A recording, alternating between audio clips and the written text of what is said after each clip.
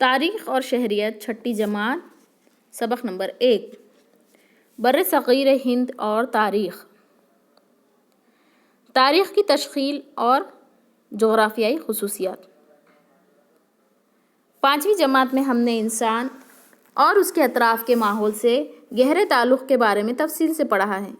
ہم نے یہ بھی پڑھا ہے کہ قدیم انسان کے معیار زندگی اور تکنیکی علوم میں ہونے والی تبدیلی اس کے ماحول کے تغیر سے کس طرح مربوط تھی۔ ہم اس بات کا جائزہ بھی لے چکے ہیں کہ پتھر کے زمانے کی تہذیب سے زراعت کو اہمیت دینے والی دریاؤں کے کناروں کی تہذیب تک انسانی تہذیب کی تاریخ کا سفر کس طرح طے ہوا۔ تاریخ سے مراد انسانی تہذیب کے سفر میں وقوع پذیر ہونے والے ہر قسم کے ماضی کے واقعات کی مربوط ترتیب ہے۔ مقام، زمانہ، شخص اور سماج تاریخ کے 4 بنیادی ستون ہیں۔ یعنی جو تاریخ لکھی جاتی ہے اس کے 4 بنیادی ستون ہیں: مقام، زمانہ، شخص اور سماج۔ ان 4 بنیادی ستونوں پر ہی مکمل تاریخ مربوط کی جاتی ہے۔ ان کے بغیر تاریخ مرتب نہیں کی جا سکتی۔ ان میں مقام کا تعلق یعنی جغرافیائی حالات سے ہے۔ تاریخ اور جغرافیہ کا رشتہ اٹوٹ ہے۔ جغرافیائی حالات کئی طرح سے تاریخ پر اثر انداز ہوتے ہیں۔ غذا، لباس، مکانوں کی تعمیر، پیشے وغیرہ زیادہ تر اس ماحول کی جغرافیائی خصوصیات پر منحصر ہوتے ہیں جس ماحول میں ہم رہتے ہیں۔ سماجی زندگی بھی ان پر منحصر ہوتی ہے۔ مثال کے طور پر پہاڑی خطوں میں رہنے والے لوگوں کی زندگی میدانی خطوں میں رہنے والے لوگوں کی زندگی کی بنسبت زیادہ محنت طلب ہوتی ہے۔ پہاڑی خطوں میں زرخیز زمین بہت کم پائی جاتی ہے جبکہ میدانی خطوں میں زرخیز زمین بڑے پیمانے پر میسر ہوتی ہے۔ اس لیے پہاڑی خطے کے لوگوں کو اناج، سبزیاں کم مقدار میں حاصل ہوتی ہیں۔ ان کے مقابلے میدانی خطے کے لوگوں کو یہ چیزیں بھرپور مقدار میں حاصل نہیں ہوتی۔ اس کے اثرات ان کی غذاؤں پر نظر آتے ہیں۔ پہاڑی خطے کے لوگوں کو اپنی غذا کے لیے زیادہ تر شکار اور جنگل سے حاصل کی ہوئی اشیاء پر منحصر رہنا پڑتا ہے۔ اسی طرح دوسری کئی باتوں میں پہاڑی خطے میدانی خطے میں رہنے والے لوگوں کی طرز زندگی میں فرق دکھائی دیتا ہے۔ ہم جس خطے میں رہتے ہیں وہاں کی آب و ہوا، بارش، کھیتوں سے حاصل ہونے والی فصلیں، نباتات اور حیوانات وغیرہ ہماری گزر بسر کے ذرائع ہوتے ہیں۔ انہی کی مدد سے ان خطوں کی طرز زندگی اور تہذیب ترقی پذیر ہوتی ہے۔ جہاں گزر بسر کے ذرائع کی فراوانی ہوتی ہے وہاں انسانی معاشرہ طویل مدت کے لیے بود و باش اختیار کرتا ہے۔ یعنی جہاں پر ہر چیز کی سہولتیں ہوتی ہیں وہاں پر انسان رہنا پسند کرتا ہے۔ کچھ عرصہ گزرنے کے بعد یہ آبادیاں دیہی بستیوں اور شہروں میں تبدیل ہو جاتی ہیں۔ ماحول کی تباہی، قحط، حملے اور دیگر وجوہ کی بنا پر جب گزر بسر کے ذرائع کی قلت کا احساس ہونے لگے تب لوگوں کے لیے گاؤں چھوڑ جانا ضروری ہو جاتا ہے۔ دیہی بستیاں اور شہر اجڑ جاتے ہیں۔ تاریخ میں ایسے بے شمار واقعات وقوع پذیر ہو چکے ہیں۔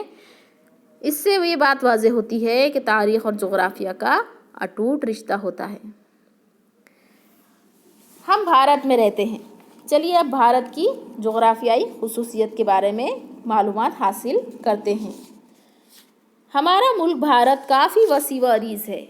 اس کے شمال میں ہمالیہ، مشرق میں بحر بنگال، مغرب میں بحر عرب اور جنوب میں بحر ہند ہے۔ بھارت کے جزائر انڈمان اور نکوبار، لکشدیپ کے علاوہ بقیہ سارا ملک جغرافیائی لحاظ سے غیر منقسم اور مسلسل ہے۔ قدیم بھارت کی تاریخ کا مطالعہ کرتے ہوئے ہم جس خطۂ اراضی کو ذہن میں رکھیں گے اسی کا ذکر قدیم بھارت کے طور پر کریں گے۔ 1947 سے پہلے پاکستان اور بنگلہ دیش بھارت ہی کا حصہ تھے۔ بھارت کی تاریخ کی تشکیل پر غور کریں تو درجہ ذیل 6 طبعی حصے اہم معلوم ہوتے ہیں۔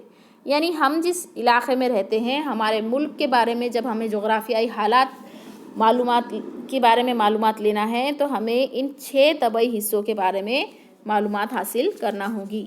یعنی ان 6 طبعی حصوں سے مل کر ہمارا ملک بھارت بنا ہوا ہے۔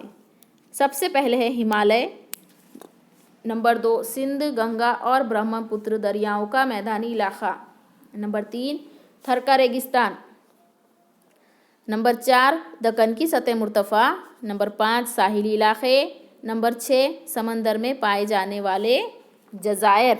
यानी कि इन 6 जोग्राफियाई हिस्सों पर हमारे हिंदुस्तान की जोग्राफिया वजूद में आई है। सबसे पहला है हिमालय। यहाँ पर आपको हिमालय का पहाड़ नज़र आ रहा है तस्वीर में।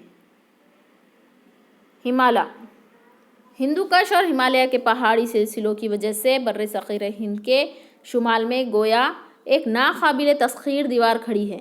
इस दीवार की वजह से बर्रे सग़ीर हिंद वस्ता एशिया के रेगिस्तान से अलहदा होता है।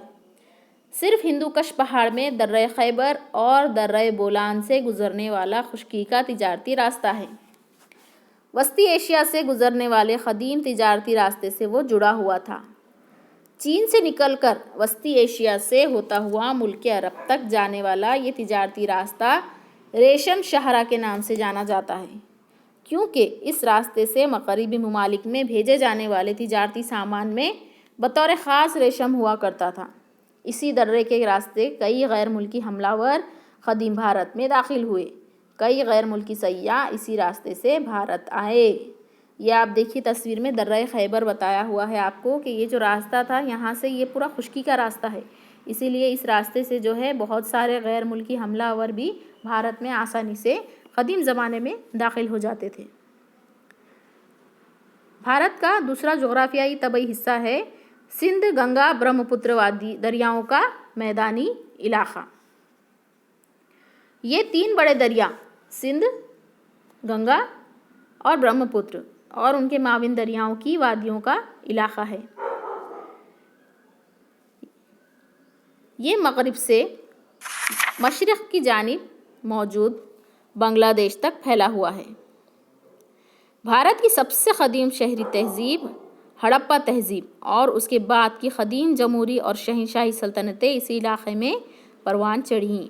ये तस्वीर में देखिए दरियाए गंगा आपको नज़र आएगी। नंबर 3 थर का रेगिस्तान।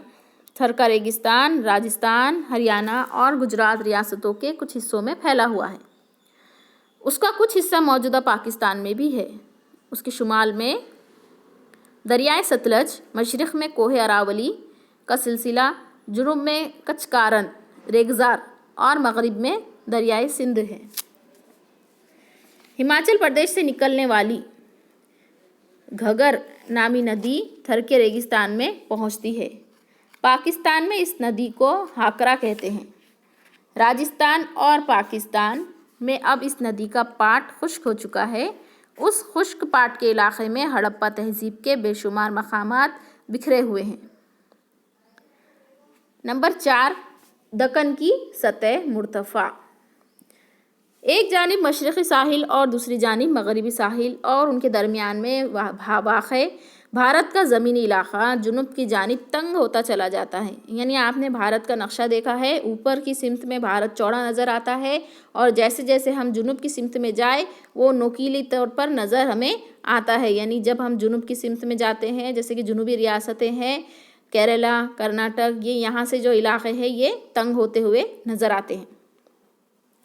उसकी मग़रिबी सिमत में बहरे अरब, जुनूब में बहरे हिंद, मशरिक़ में बहरे बंगाल 3 जानिब से पानी से घिरा हुआ है। ये ज़मीन का हिस्सा समंदर में घुसी हुई किसी मुसल्लस नुमा चोटी की तरह दिखाई देता है। ऐसे तबई हिस्से को जज़ीरा नुमा कहते हैं। भारत की जज़ीरा नुमा का बेशतर हिस्सा दक्कन की सतह मुर्तफ़ा से घिरा हुआ है।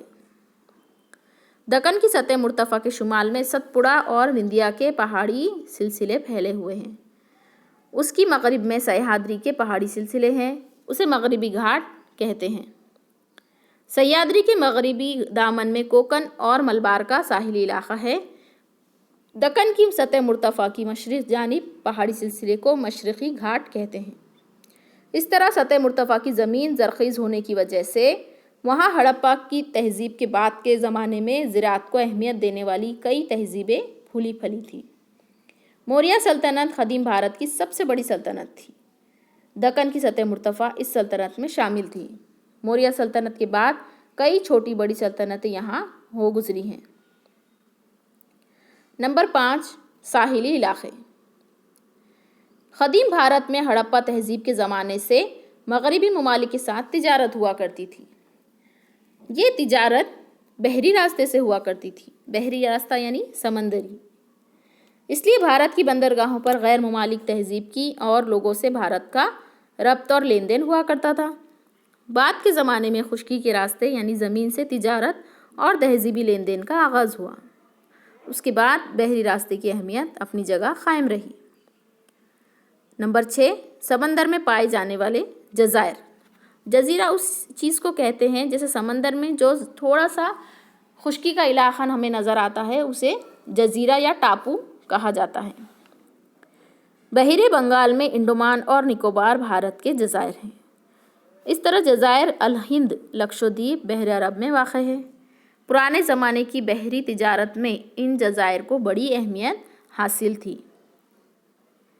پیرپلز آف دی ارتھرین سی ایک کتاب ہے جس میں بحر احمر کے بارے میں معلومات درج ہے۔ اس کتاب میں بھارت کے جزائر کا بھی ذکر ہے۔ اس کتاب کو ایک نامعلوم یونانی جہاز راہ نے قلم بند کیا ہے۔ یہاں دیکھیے آپ بھارت کی تصویر دکھائی دی ہے۔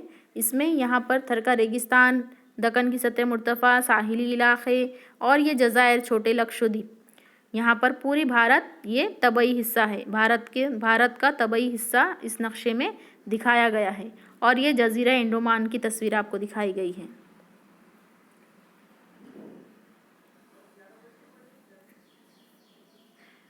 نمبر 1.3 بر صغیر ہند۔